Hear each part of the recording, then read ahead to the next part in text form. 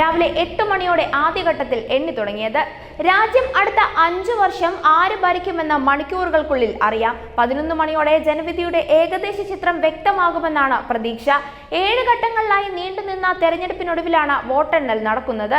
നിർണായക ജനവിധിക്കായി കാത്തിരിക്കുകയാണ് കേരളവും. സംസ്ഥാനത്ത് പോളിംഗ് കഴിഞ്ഞ് 39ാം ദിവസമാണ് വോട്ടെണ്ണൽ നടക്കുന്നത്. 20 മണ്ഡലങ്ങളിലെയും മുന്നണി സ്ഥാനാർത്ഥികൾ വലിയ പ്രതീക്ഷയിലാണ്. നിയമസഭാ മണ്ഡലങ്ങൾ തിരിച്ചാണ് വോട്ടെണ്ണൽ നടക്കുന്നത്. ഓരോ മണ്ഡലങ്ങൾക്കും ഓരോ ഹാളുകൾ വീതം സജ്ജീകരിച്ചിട്ടുണ്ട്. പരമാവധി ഒരു ഹാളിൽ 14 ടേബിളുകളുണ്ട്. പോസ്റ്റൽ ബാലറ്റ് എണ്ണാൻ പ്രത്യേക ടേബിളുണ്ട്.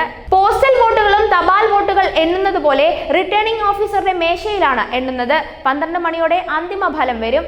EVM എണ്ണി തീർന്നാൽ ഒരു നിയമസഭാ മണ്ഡലത്തിലെ 5 ബൂത്തുകൾ വീതം നറുക്കെടുത്ത് അവിടങ്ങളിലെ VVPAT കൂടി എണ്ണിയാകും ഔദ്യോഗിക ഫലപ്രഖ്യാപനം.